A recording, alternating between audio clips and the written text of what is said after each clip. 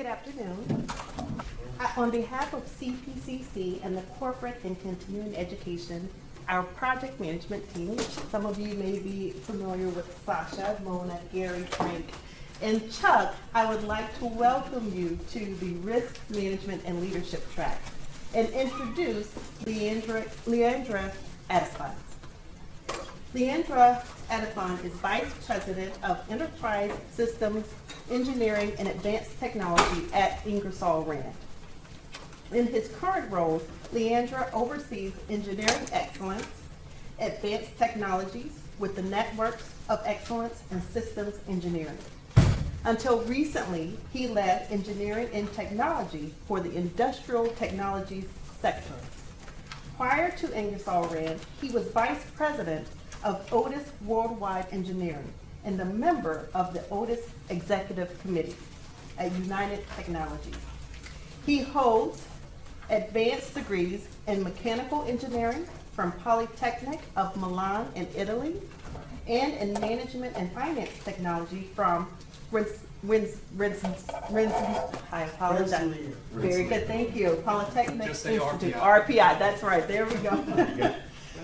He also has an MBA from RPI and a certificate in systems design and management at Massachusetts Institute of Technology, MIT.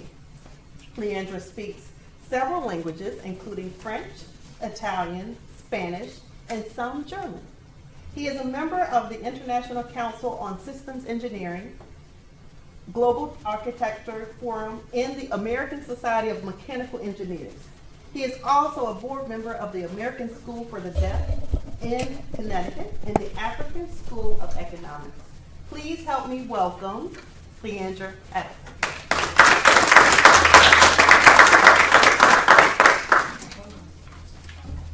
Good afternoon. Good afternoon. You'll soon get used to my accent. People always ask me when I had the opportunity to share some thoughts, say, where are you from? And I say, I'm a citizen of the world. Civis mundo sum. I'm a citizen of the world because the world is a global neighborhood right now. I speak 12 languages, but it doesn't matter. The thing is being able to connect with people and to make the whole world a global classroom every day where we learn new things every day and to be open to that. When Tom Gray asked me after a talk I gave at the NASCAR Hall of Fame a few months ago, he said, would you please come to talk to people from the PMI? And I said, well, welcome, that'll be fine. And he said, I said, what do you want me to talk about? And he said, I want you to talk about risk management and leadership. And I said, I love it. I will share that. Risk management and leadership. Now, talking to program managers, you can't believe this. I was really looking forward to this afternoon. I was in California a few weeks ago talking to the energy managers around the country. There were 225 people. Half of them were CEOs. We were talking about technologies, was the other side of my work. We were talking about technologies and the future of the world and the natural resources. But that one was more technical. Here, the theme itself being program management and leadership, risk management and leadership in program management. In just a few minutes, you will understand why it's so important that we have this conversation and share some thoughts. Now, before I get into any details, I want to present my company. I'll be very quick.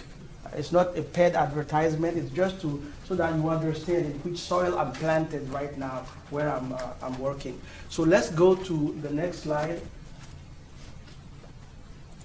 Okay, next. Good. Ingersoll Rand. Ingersoll Rand is a company that has been in existence for more than 150 years. And when you look at Mount Rushmore, all the figures were created by using Ingersoll Rand tools. When you go to NASCAR and you see the thunder guns going on and they're changing the tires, all those were used with Ingersoll Rand. Ingersoll Rand can be seen in two different segments, industrial segment and climate segment. And what we strive for is to simplify the industrial processes and create environment, comfort, okay, environment where people can do their work or live without having to have the pressure of the elements. So to do that, we have 8 distinct businesses. 8 distinct businesses. We could go to the next slide. When we look at the businesses of Ingersoll Rand, we operate in the industrial and climate. In the industrial, we have air compressors systems. Now people will say, nature gives air, it's free. Why do we have to compress the air? Well, we compress the air to do a lot of things, to the assemblies on car industrial assemblies. We use compressed air to produce beer. We use compressed air to produce a lot of pharmaceuticals. We use compressed air. So compressed air is used all across for food processing as well as industrial processes. Then we have power tools. The tools that handheld tools could be compressed air operated or could be electrical. We make any one of them. And then we have different kind of pumps that we make for industrial pumps as well as huge pump as well as small pumps for industrial processing, food processing, and so on. And we call that fluid management business. Then we have material handling, hoist and winches that are used on offshore platforms, and we call that material handling. Then Club Car. Club Car is the largest golf cart manufacturers around the world, and believe it or not, is the largest electrical vehicle manufacturer. Even if they are golf car, they are low-speed vehicle, LSVs as we call them, is still the largest. So Club Car. And then we have, from the climate side, 3 brands. Train brand, okay, Train for commercial and then residential. And then we have also TK, the TK brand, Thermo King for transport. So we have HVAC, in, commercial, industrial, and transportation. Now, this slide here shows where everybody in the company is encouraged to operate. We want to drive innovation, constantly pushing the frontiers of technology that we bring in to help people in their living every day, and that's my job for the company, to drive technology. And then sustainability, very strong in making sure that we don't hurt the only planet where so far we have discovered that people live, which is here. So we want to make sure that anything that we produce is energy efficient for our customers, and at the same time, we achieve the processes, and then now we're using connected technologies to keep that performance over time. And then diversity and inclusion is very important to make sure that we don't look at things the same way, everybody, but we could leverage the diversity and across. So next. Okay, so I talked about the different brands. Here they are, Club Car, Ingersoll Rand, Thermo King, Train. Let's go now to that was just the appetizer. Let's get to the entree of why I'm here. Now, I have great respect for program managers. Only twice in my career, I have had the chance to actively manage huge projects. Yeah, little project we do every day, but huge projects that were make or break for the company, twice. And believe me, my respect to program managers almost has a spiritual aspect to it. Why? Because you will know. Let's go to the next slide. I picked a few man-made wonders to show you that the oldest pyramid from Egypt, okay, this is the oldest pyramid in Egypt, and for 3,800 years was considered the tallest. For 146 meter tall, it was considered the tallest building, man-made building in the whole world for 3,800 years. It took centuries to build, over and over, and it was built, and this thing was built under the leadership of a program manager, believe it or not. And today, it is still there. We look at the Great Wall from China, started the history of the wall, I have engineers in China, and I go there very, very often for now more than since 1999. And every time I had the opportunity to go and visit the wall, I learned more about it. So they started this wall in the 7th century. Okay, 7th century. Although the bulk of the wall was built under the Ming Dynasty, it evolves over time, and the one that we see today, most of them were built around 1600 under the famous Ming Dynasty, and it's still there. So as you can see, program managers lead teams to build things that outlast them. We build things that outlast us. We can not even imagine the impact and how many people are impacted by the thing that we build. Let's go to the next slide and still keep going through a few of the, I just handpicked them, the one I'm very familiar with. I was in China, India 3 weeks ago. I didn't go to see the Taj Mahal, but the Taj Mahal, again, built, in 21 years it took to build. And today, I was just talking to somebody, and they told me today, in today's dollars, that will be $827 million US dollars to build. And this was the sign of Shah Jahan to his wife Mahal, okay, to say, this is the crown of the palaces. And white marble, very nice. It was given to a group of architects, but led by one person on top of all of them to make the trade-off decisions. The Eiffel Tower, when I was running engineering globally for Otis, I had the opportunity to go on top of all the tallest buildings around the world, being on top of the tallest buildings, and they move. The buildings move, they have what is called building sway. And I spent half a day on top of the Eiffel Tower, right where no tourist would ever go. We were up here, okay, right there, and you could see it move. And the Eiffel Tower was erected by Gustave Eiffel in 1889. And it was supposed to be erected and then taken away after for the World Fair. But then it stayed there. People who were criticizing it and saying it's the ugliest structure they've ever seen at that time. Okay, my background is French. I grew up in Europe. And today is the most visited, paid visited construction in the world. Well, it sparkles now. Yes. Right, it does. And in the world, in 2011, 6.98 million people visited that. And in 2010, I was in Paris, where there was a celebration because the 250th million people paid. In 2010, 250th million people. And they reported that. I was still working at UTC as head of engineering for Otis, and then we said, oh, because our elevators were in there. Okay, next. This is close to home. This is us. This is here. Okay.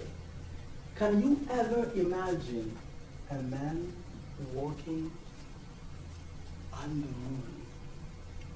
As a little kid, you say, don't ask the moon. We can give you the moon. Well, people walk on the moon. And that was, if my memory is correct, in 1969, it was in July 1969, and Neil Armstrong stepped on the moon. Again, tribute to project managers, people who have to be deeply involved and be able to pull all the strings to make something happen. And last but not least, the space shuttle. The space shuttle in my office I have a big picture of it because my enthusiasm and involvement in systems engineering. The space shuttle goes into an environment that is ever changing that we don't control, which means that the boundary conditions are ever changing. We don't control them. So how do we manage the risks in such a way that we launch the space shuttle, it gets there, and it comes back home without disintegrating, although that happened once. So now you understand why the role of project management is critical. Building things that outlast us, building things that have infinite values for humanity. It's the best of a human being that comes through when we manage projects. Because everybody comes in, all the stakeholders come in with their agenda. You ask the program director, has an agenda. You ask the CEO, has an agenda. You ask the engineer, they have an agenda. Finance people have an agenda. Everybody has an agenda, and the program manager needs to make sure that everybody get the satisfaction. Otherwise, they could undermine the success of the endeavor. Okay, so let's go to next. What is common to all of those, starting from the Pyramid of Giza, all the way to Eiffel Tower, through the space shuttle? All of them simply have these four elements: a scope, a set of deliverables, a cost, and a schedule. And the program manager needs to make sure all those things balance out. They all balance out. Now, why do I pick today for us to reflect on risks management? Because there's nothing that we do without risks. And if we don't learn to cope with risks, our life ends. I want to be provocative. That's why I was looking forward to this. If we don't learn to cope with risk, our life ends. Why?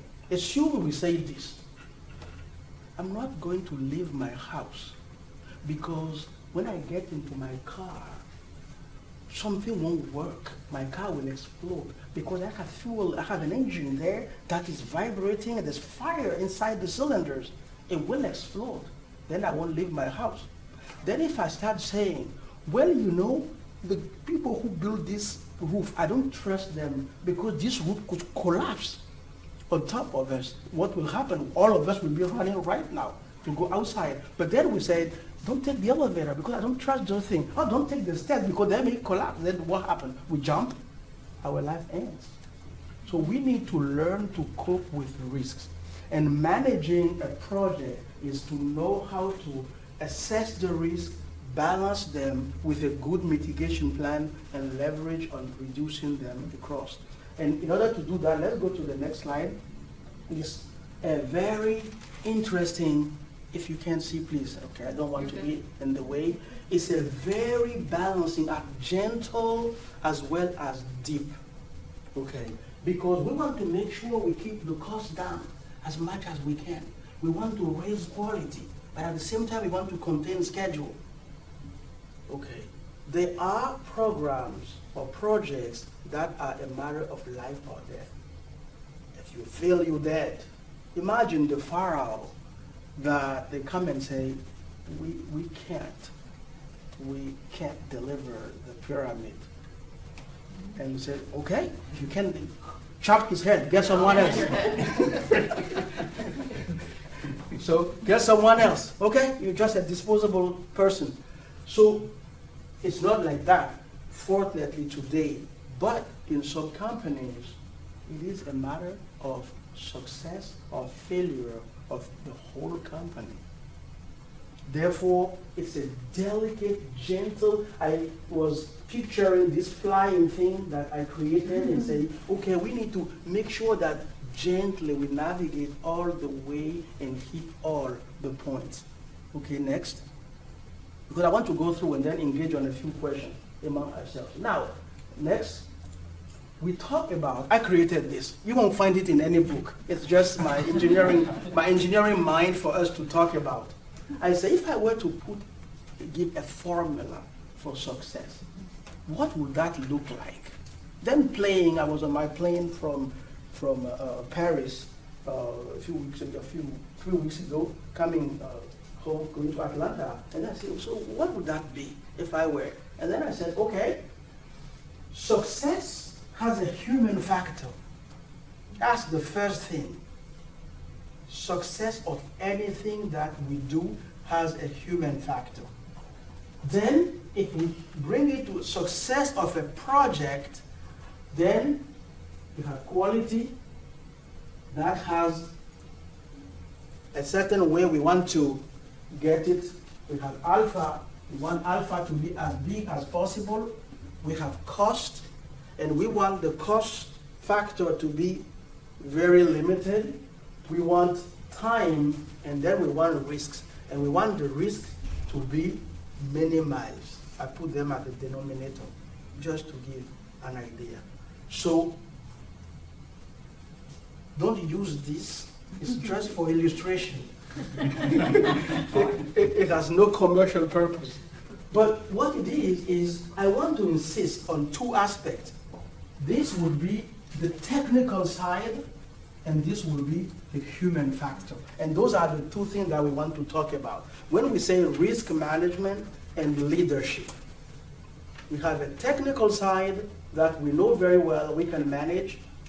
Then we have the human side that we will talk about. Okay. As soon as I finish a few slides, then it will be a conversation. Next. Okay.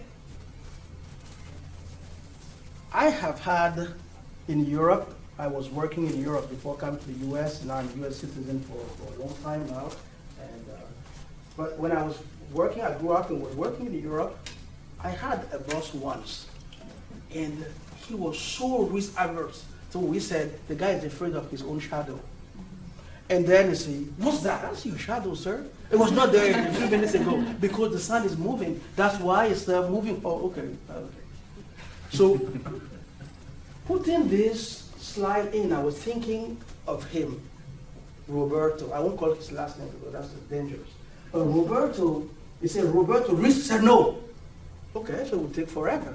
So risk adjusted. Good.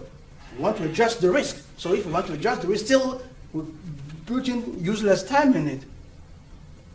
Okay, so what do we do? I said, well, risk yes. This is not an option. If we say risk no, we will not deliver anything. So risk yes. But yes what? That's where we go to the next slide. And then we talk about the techniques. Okay, I think the PMBOK, it has been a while since I look at it. It should be chapter 11 of the PMBOK. Okay. That's what it is. And risk chart. So we go through, we look at the likelihood, we look at the consequences, the impact, and then we create the risk register where we have the mitigation plan and so on. One of the two responsibilities I have at Ingersoll Rand, one is engineering excellence. And when we talk about engineering excellence in the introduction, nice introduction, you were talking about that. Engineering excellence, I define it in three directions. Is project management excellence, product integrity and reliability, and then technical data management. And the project management excellence, we could go anywhere and then go. I told everybody, no, the reference for us is the PMBOK, period. We need to rely on PMI principles. Okay, PMI principles. That is the foundation for us. And it is funny when I explain to my team that when you take the PMI lexicon, the word task does not exist. And everybody said, oh, I said, okay, let's go look. We look, there's no word task in it. Task was a generic terminology used by Microsoft for Microsoft project. Otherwise, you have work packages. And then when the work packages are large or complex, we break them into activities, phase activities. So relying on the PMBOK, we created the foundation for project management excellence. And so the technical side for us is here. We know how to use these, how to conduct a risk assessment, how to go through and to look what could go wrong, the likelihood that we have, and we create a mitigation plan. And one common mistake, I don't know if you saw that, but I came with engineers a lot, is talk to the manager. That's not a mitigation plan. Manager may not know. So talk to the manager, that's not the mitigation plan. So we have a real mitigation plan and then look at what the risk will look like once we mitigate. We go through the mitigation plan. So this is technical, we all know. Now how do we implement? Once we set and we understand what the risks are, let's go to the next. Okay, we break down the investment into gates where we make gate decisions. Technical business decisions at the gate. And we track these parameters, the value that we want to deliver, whether it is the Eiffel Tower or the Taj Mahal or putting a man on the moon, the value increases as we go. And then in order to manage that risk well, we get to a first gate where all the stakeholders, the representative come together generically and say, hey, show us that we understand the risk and we need to invest only to go to the next gate so we don't use all the money all the way across then fail. So we break it down. Before we get here, here's the investment, the value need to be ahead and the risk need to be going down. And as we progress, investing in until we get to the next gate, risk, we track them, we're lowering the risk, the value is increasing, the investment also increases, but at a lesser pace. And so all this is the technical side. We could look at it in a different way next. If we look at it in a different way, we start the project, we have an investment in dollars, time, and resources, and then we say, okay, let's go and invest in until we understand the market. We understand where to play and how to win. So once we understand that, we said, okay, here's more money to get to the next gate. Not just the money to go all the way across. Let's get the money to get here, and then people work.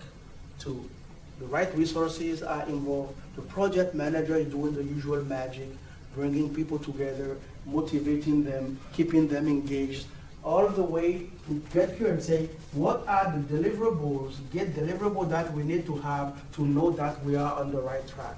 And now once we get there, we check them, everybody looking from their different, remember I'm talking about everybody having the different agendas. So finance person will say, yep, that graph is going, the value is getting closer, the likelihood to get that return on investment is good, we are in, and the technical people will say, yeah, we know how to design this, it's coming in, and so on. Factory, I know how to make it, and they say, okay, let's now invest for the next gate and invest. Companies that don't do that usually fail because they push all the money in. I don't think there are companies today that put all the money in from start, because if they do that, then they may spend a lot of money to realize that some of the risk or emergent properties are so tall that they can't solve, and at that point, like the PMBOK will say, I think it's 1.2, it will say that what is a project? Well, that's another thing that I tell the engineer. So what is a project? Because some people keep working and they think that it's all forever, like the Dome of Milan. The Dome of Milan, they've been working on for 500 years, it's still working today. If you ever go to Milan, northern Italy, and you go there, every time you go there, people are working the Dome of Milan. So I said, no, this is not the Dome of Milan. It's a project, it's a temporary endeavor. That's what the PMBOK says. It's a temporary. At some point, it means that it has a beginning and then an end. Okay. Therefore, managing the risk all the way to the finish line. Let's go to the next. So, when we talk about the technical side, remember the strange formula that has no commercial value. And I talk about the human side and the technical. The technical, I don't want to insist too much, because there's not much to say. This team, all of you involved in PMI, have created a reference that people like myself and companies are using to be very successful. But the difficult one is this, is the human values. And when we talk about leadership, at the end, I have a quote on leadership, my favorite quote on leadership. But let not spoil the thing. As somebody will say in Italy, we have to be patient to go through the appetizer, the entree, the dessert, the cheese, and the coffee at the end. We won't destroy the whole thing. But here are a few human values that we will be talking about. Integrity, respect, courage, humility, and teamwork. Let me create a few scenarios. Okay. What's your name, sir? James. James. So James has this huge project that he needs to bring a new product to life. And that product happened to be a car. And we all know that although cars all have the same physical looking architecture where you have a body and the four wheels under, then a wheel driving wheel, they are different. Equal all the way to 85%, but the 15% that's what making the difference in buying expensive cars. So James has to come with this new car. And James' CEO is eager to crush competition, to go in front of the media to tell everybody after the quarter, not so great quarter, say, listen, we know that we have facing some headwinds, especially with foreign exchange and the market are going down, but we have something that's coming. Great, we will release our next all new XYZ car with the market crasher. And all the people, the skeptics, if you ever had a chance to go in front of people at Wall Street, the investors, there are three types: the buys, the holds, and the sells. The sells, no matter what you say, they're skeptical. Tell me more, show me. And the holds, different, okay, the hold. And the buys, no matter what you say, they're just enthusiastic about that company. So one of the sales said, well, are you sure you're going to really? Of course. And then convince everybody.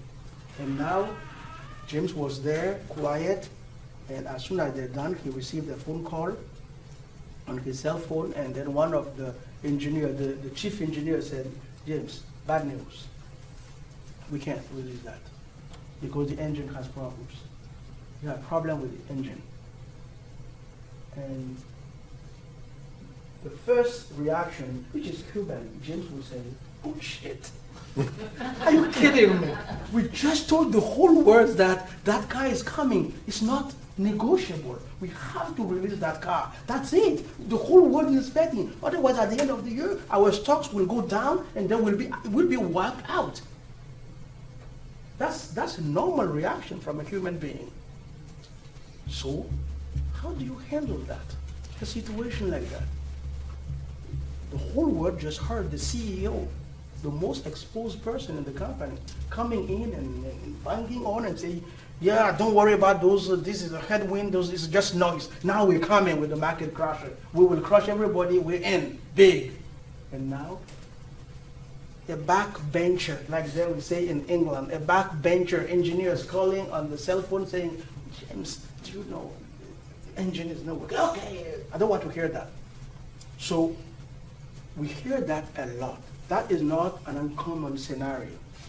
Okay, it is not an uncommon scenario. So, let's go to the next one. Everybody remembered 1986. 1986, the Challenger. That was bringing that teacher lady on. I was in Italy when it happened, and it was devastating. And ever since since I'm passionate with the space shuttle, I read over and over about it. So, took off. This is showing that something bad is already happening, and then it happened. Let's go to the next slide and talk a little bit, a few minutes about it. Now, the space shuttle is a wonder because it goes to what is known as LEO, lower Earth orbit. Okay. it goes to the LEO and then back, bringing payloads and people that could go up to 50,000 pounds, 22,700 kilograms of people and payload into orbit, all the way to 7 people. It could carry all the way to 7 people in lower orbit, Earth orbit, and then back. And it was commissioned and started, the program started in 1972, although the first space shuttle, known as STS, Space Transportation System, STS, was launched in 1981. But what happened is that when you look at the space shuttle, it has major subsystems, one being the vehicle, the shuttle itself. Then you have 2 solid boosters that are at the side, and then a tank, a big brown tank that is in the middle. Each of the solid boosters have solid propellant in them, and they have 7 sections. And the 7 sections are such that in pair, the 6 of them are assembled from the factory, and the 7th is assembled at the site. The one that are assembled from the factory all have very silica joints that are well done. The other, so you have 2 of them, 6 together, the 7th, 6 together, the 7th. So those 4 parts are assembled at the site using O-rings. Now an O-ring is a ring that when you cut it, it looks like an O, but it also looks like an O. Toroidal it is. And those O-rings, 2 of them are used to assemble those sections, the 6 plus the last one section. And when they start working on that, already in the early 1900, so early program, they noticed that by doing the risk analysis, there was a weak point, which could result in, if the O-rings don't work, they could have a leakage of hot gases under high pressure, could leak from there and compromise the whole mission.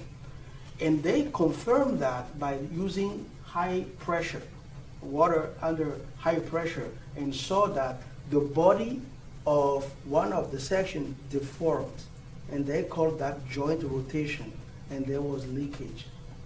So they knew that, and then performed several tests and found out that if the temperature of the O-rings, around the O-rings, is above 50 degrees Fahrenheit, all fine.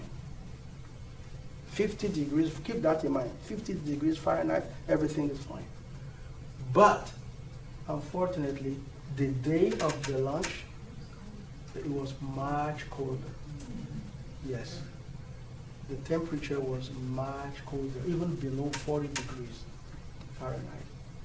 And the engineers have told the company, and to cover the people here, I'm not going to be calling the company's name, it's all public, you can find that. So the company that was asked to design the boosters, they knew, but downplayed it. Yes, the risk, always risk, we can manage it, until they leak off, and then because of the temperature, the O-ring were so stiff they did not seal. The high pressure hot gases start to leak. They touched the tank and everything, and then we saw the picture that we saw. Okay. Now, what can we learn from there? What can we learn from a situation like that? Like James' situation where the CEO has already spoken, and now third grader engineer is coming out and saying that the engine won't work, compromising a whole launch and the survival of the company, and the big bonus of the CEO in front of the board. That is why I have great respect for program managers. Now you understand. It goes from just technical into the human, and the human aspect of building things that last. That's why I started from the wonders. Things that defy time. To do that, we have to stand strong in our human values. So let's go to the next slide. So, it starts from creating the right environment. In my company, I tell the program managers, bring me the bad news. I will deliver them to the CEO. I will deliver them to anybody in the company. So, being able to create the trust among the team members creates engagement. When they walk in the dog, when they're jogging, they're thinking about their project, and if something comes to their mind, they want to make sure, stop, let's understand it. The first human instinct is, who are you? Who are you to stop my project? Oh, forget it. It requires humility. It requires respect. And it requires teamwork. So the humility to understand that we could be wrong, even if we have done a great, risk analysis, we could still be wrong. Because when we look at the Roberto's chart, risk, we said yes, but to which extent? Okay, the technical side is there, but people, there are things known as emergent properties. The complex system, something could emerge that we haven't foreseen before. We still need to take that into account. It requires humility, it requires respect, and it requires teamwork to be able to create the right environment and create trust. Yes, next please. Now, being able to face adversity. There are, I call it the dark days of a program manager. And here's another scenario. Design review, business review. And unfortunately for the CEO, he has or she has planned to go and play golf or go somewhere, but something really fun, looking forward to that. And then one of the board members said, sir, what's your name, please? Lance. Matt? Lance. Lance. So say, Lance, he's the CEO. Lance, when can I have the opportunity to come and see one of those design reviews to understand how our project reviews, to see how projects are going? Because we haven't seen a new project, a new product in your company for a while. Now, board members can ask that. And then you ask, and then they said, okay, this is the day. That's the day I really want to go play golf with my friends. And then the board member said, no, that day is good. It's good for me. That's exactly the day I'm available. Let's go. And then come in to that day, and everybody sits there, and the board member is sitting there, and you brief the board member before, as the CEO saying, listen, sir, everything's fine, ma'am, everything's fine. This project is the one. I want to make sure you see it. You ask everybody, and you ask not everybody. You ask not the project manager. You ask the VP. Okay, and the VP said, yup, thumbs up. And now you come to the room, sat down with the board member, and sat in the project manager, look at the board member look at it and say, are we going to release this thing the day that is out there? And the project manager stepped back 3 times and said, it depends. It depends. And the CEO said, damn it, I didn't go play golf, and now you say it depends on what? Well, we have a few risks that on our risk chart are still in the red, and we're working on the mitigation. We better solve them. Now, he or she cannot bang on the table and say you're fired because the board member is there. So it becomes very complicated.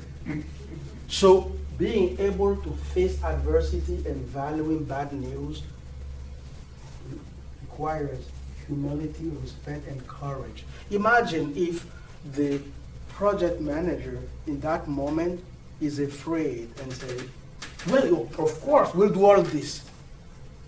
With all the people, the 250 million going and paying and going on top of the Eiffel Tower. So those could be compromised, right? Therefore, what if the CEO there did not think through and say, tell me more about this risk. Tell me more. And the board member said, you guys have, yes, we cope with risk every day.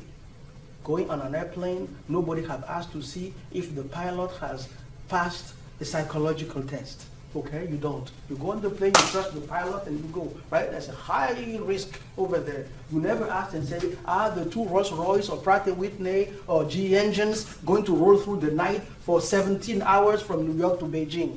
You don't check that. So we cope with risk, sir, we cope with risk. So now, if that person is thinking only of his or her interest and now pushing to the side, the poor project manager will be exposed. And the poor project manager could push to the side and expose the design team and manufacturing team. So facing adversity and valuing bad news require all these human qualities. Next. Last but not least, and being able to manage adversity. For me, that is the ultimate. Not only we welcome adversity, but we live with it, we manage it. We do it every day and consciously. I was talking about if somebody said, were to doubt and to say, well, zero risk, we won't even sit on a chair. Who said that that chair won't break and then we won't break our back, our bone? Tailbone. Nobody knows, right? And yet, they need to be. And then be able to inform the stakeholders. Now, from today, when you watch the news or when you read, see how many CEOs will come and during the quarterly briefing that they have to say, yeah, we are working. Oh, we heard because the sales, not the hold, but not the buys, the seller will say, yeah, but we overheard that you used to use asbestos and not anymore because you know asbestos is banned. What are you going to use? Which fiber are you going to use now? Do you really have the fiber? What is it good? And they ask 15 questions, and at that moment, the CEO calmly said, yes, that all the points you made are true, but we need to cope with risk, which is inherent to what we do every day. They don't. People start to shake. So it requires integrity and courage, and not coming in front of the public and say something and then fire that guy.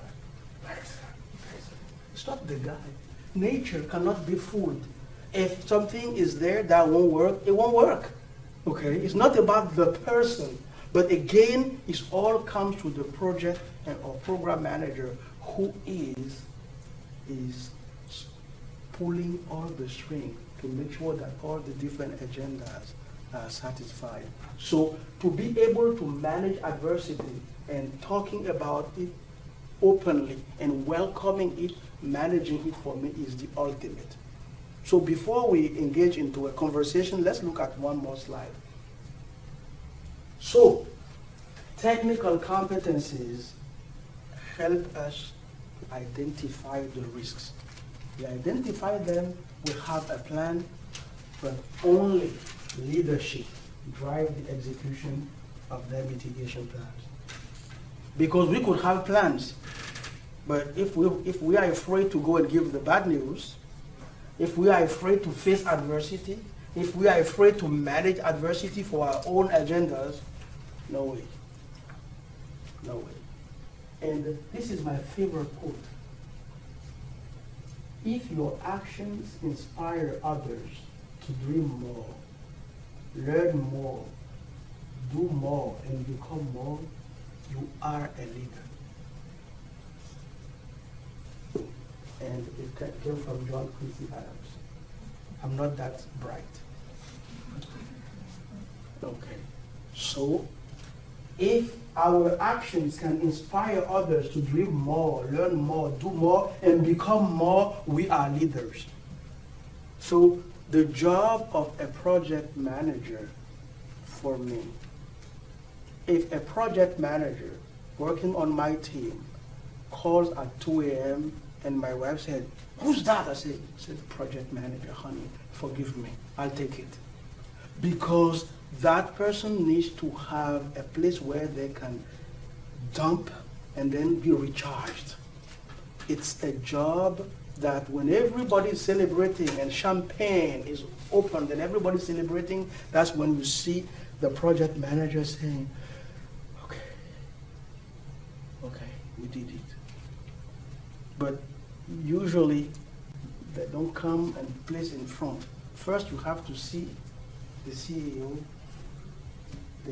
the chairman of the board, okay? Then the CEO, then the COO, all the V's, all the D's, and all. So you go through all the different levels, and then somebody, yeah, by the way, good job, okay, good job, and then they celebrate. So those are the thoughts that I wanted to share with you. So the takeaways are simply technical, yes, but human side is even more important. Okay, I will open up. Any question is open for. If not, I have prepared 4 questions that I will ask in order to learn. As I told you at the beginning, the whole world is a dynamic school, and we learn every day. Yes, sir. So the recent Volkswagen. That's right. Yes. How would you, with your experience and your Yes. knowledge, both technical and human side, Yes.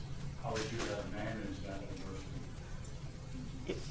It will not be fair to them.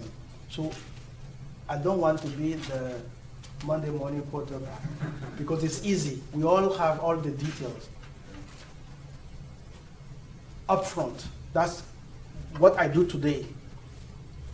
Anything that I know in any condition, whether the CEO, people don't want to, they will hear from me. I start from this principle. I can always find another job. What drives fear is the fear of dying. If somebody says, I can die, that's it. You can't, there's no fear anymore. The ultimate fear is that we're fearful of dying. But if you say, yeah, I can die. So at that point, you say, okay, everybody's powerless. So I can always find another job. The word of job, we have networks, we have make a phone call, oh, you're free, come on. But that doesn't mean we become arrogant when we go to work and say, I can always find another job, I have a spare tire, I can always put on. No, that's not the case. But it is a integrity that requires that we do things that will outlast us. We will be long gone. Today, nobody talks about the 20,000 people that built the Giza pyramid. Nobody talks about them anymore. And yet, those constructions are still there, and we admire them. Human wonders. Okay, we don't know who they are. Therefore, Volkswagen up front. As soon as you know, tell people, admit the guilt. Tell people. But it shouldn't even have happened that way. And the problem is that the environment was such that people who knew could not. The environment is different layers. Imagine that you put a vapor, and then it's boiling and it's going up, and then you start putting caps on top of it. Certain environment layers will be such that it can go through, and you get to a certain layer where it doesn't go through anymore, and the top layer is completely sealed, and it doesn't even know. So the environment has to be created so that anybody can speak and be listened to. That's why one of the slides I say creating trust, the right environment that drives engagement. where people can come and say, hey, you know what? I can't live with that because this is my company. If this, we can't use software and play with it and pass emission tests. We can't. We just can't admit that. Yes, sir. I don't know if I answer your question. Yes. There's no right answer. But the thing is, to be honest, we just need to let people know what it is. So you would say then that you would operate with candor? Yes. And you want all your people To operate that way. Okay. I'll give you one example. After 20 years at United Technologies, I wanted to have a different type of experience. So I was upfront with my management, the president. I told him, I want to leave the company. He said, no, you won't. I said, why not? He said, no, you won't. You don't even know how to fly commercial anymore. We go around the world with the corporate jet. You want to? I said, it's not about flying. I want to have a different other type of experience. I never dealt with retail.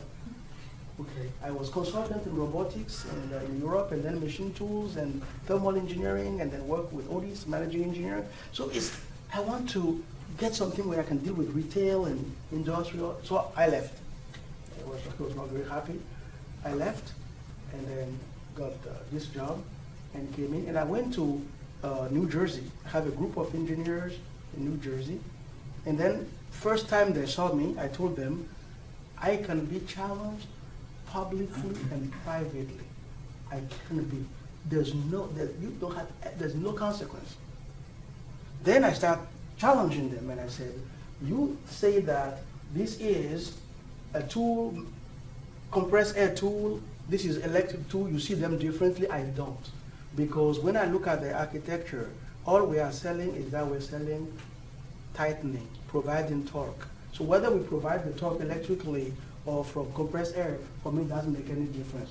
And then one of the guys risked his hand. I was lucky that day. First day, he risked his hand from the back. You don't know what you're talking about. And then I said, I think you're right. Because if I knew what I was talking about, I would stay quiet. But since I don't know what I'm talking about, I keep talking. And everybody laughed a little bit.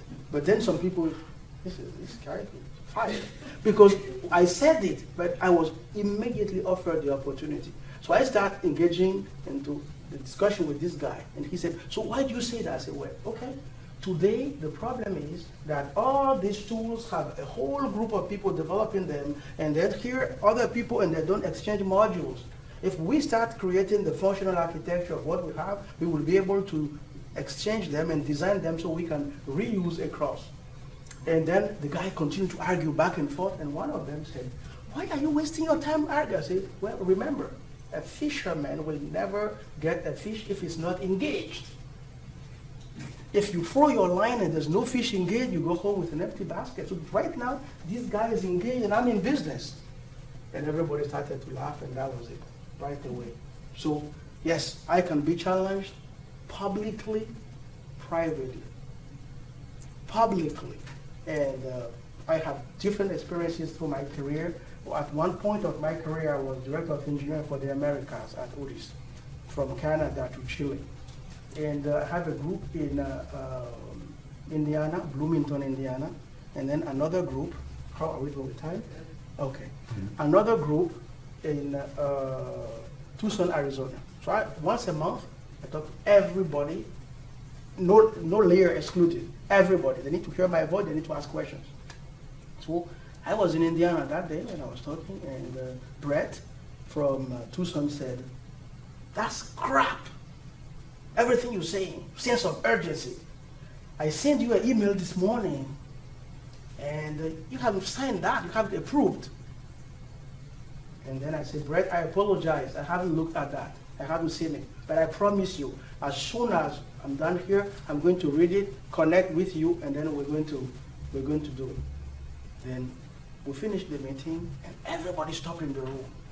And then I said, "Okay, guys, we're done." And I said, "You need to fire Brett."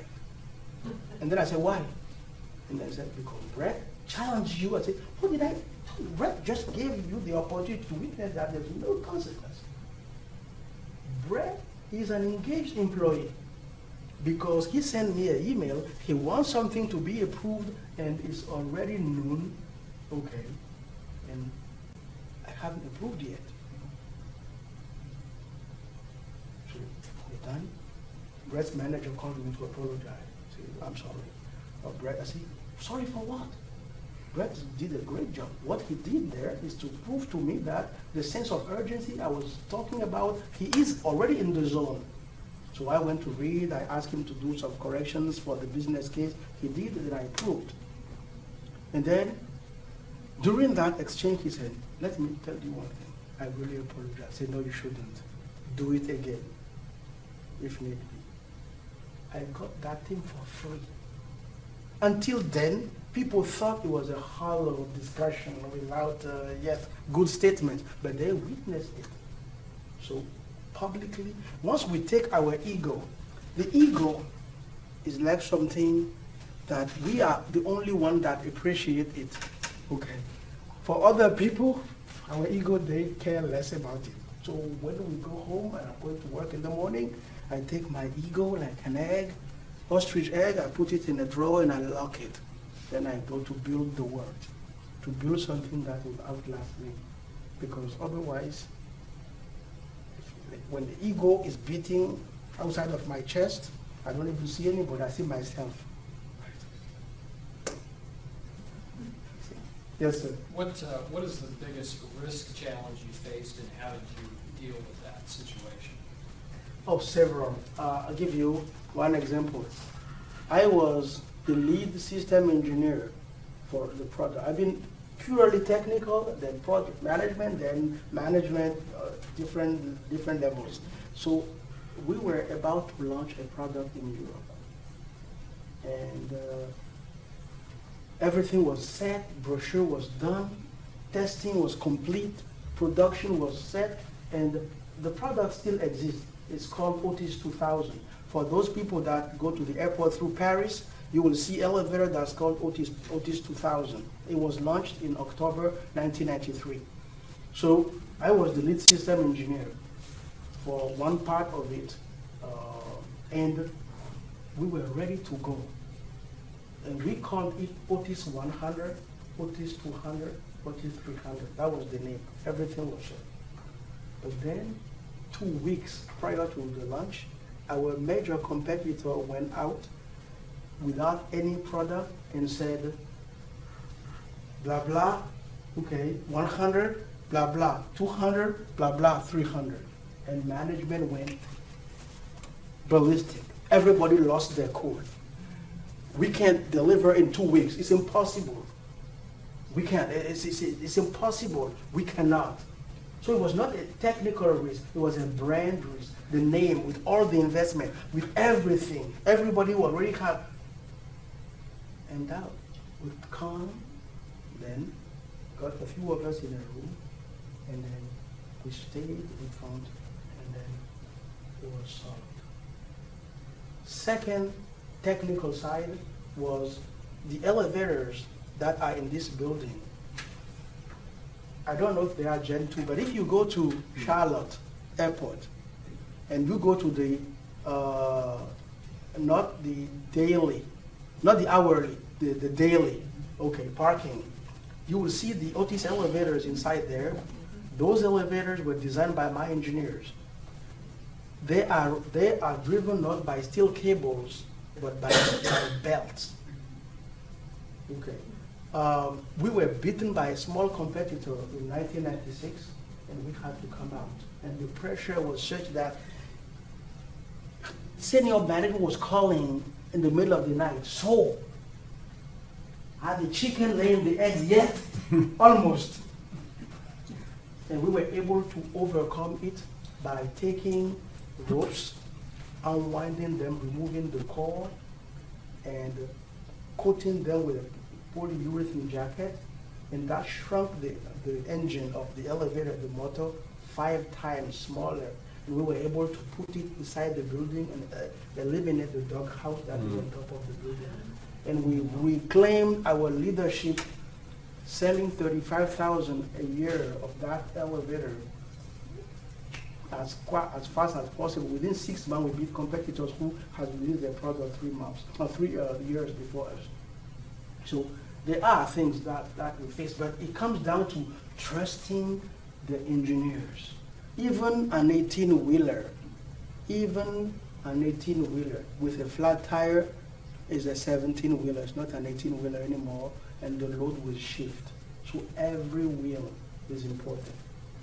Every wheel. This week, I appointed a VP that's reporting to me, and when I was looking for that resource, all the people were reporting to me. So I introduced this VP, having informed everybody this week. And one of the gentlemen was sitting in front of me, and I look at his body language, and he went dark because we won't have access to this, to you anymore.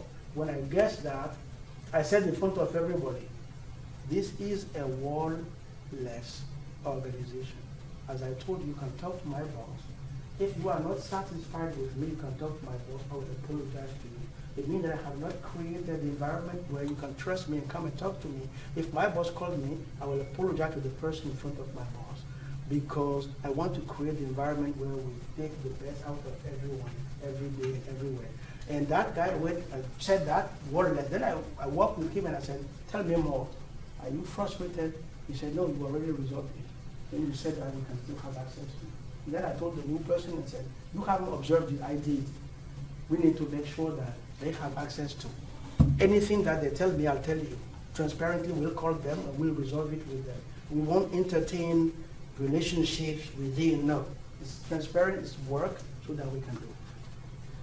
Okay, James has a last question before, unless you stop me. Yes, James. Two things. Yes, two things. Okay. One is a question, one is a comment. Okay. I challenge you to add a new variable to your equation, sustainability. Sustainability Yes, over time. yes. Because as you draw your equation, that is something that does show the product Success. Of course, I agree. And the reason why I agree is if the Eiffel Tower just lasted like a toilet paper, just a few minutes after it's used, we won't have it today. Yes. That's why, remember, I said this, no commercial value of that formula. It was thinking for us to reflect on, yes, agree.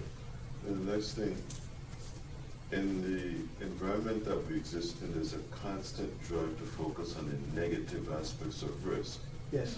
Remember, there is a positive element of risk, and it seems as though that it's constantly pushed to the side and never brought into the process. So where is that? What is risk? What is a risk? Anybody wants to answer?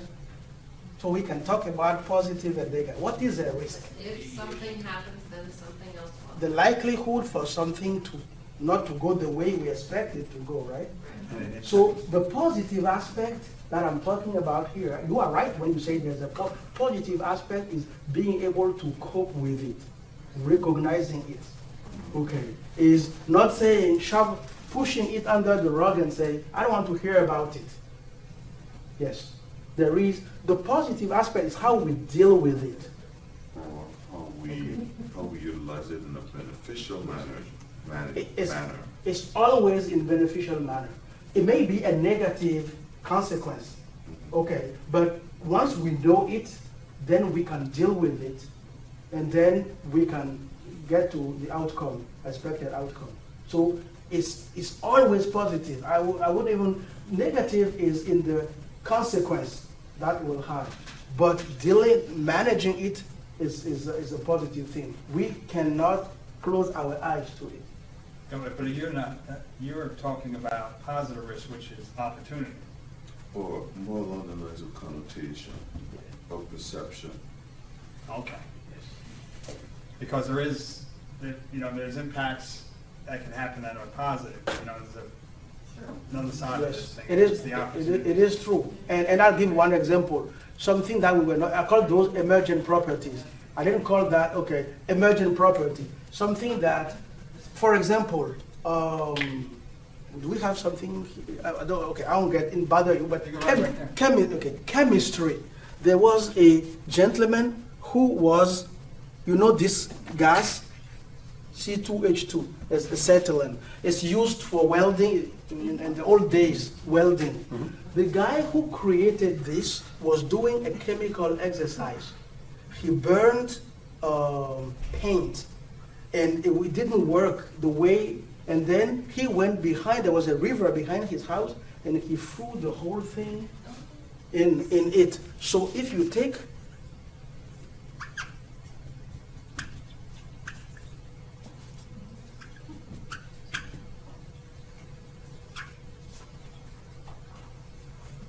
I could balance the equation. But what it tells you here, this is calcium, calcium, that was thrown into water, H2O, and it creates this gas, and he smelled and said, so from something that did not succeed, apparently, came out this thing that became acetylene, that has had industrial ability to allow to weld and channel fire and so on. So yes, James, that's why I picked on your name. Very good. Thank you. Thank you very much. And for me, it's been a pleasure to come here and be in front of the real people who made it happen for us to use the PMBOK and to be successful in what we do every day. So thank you very much.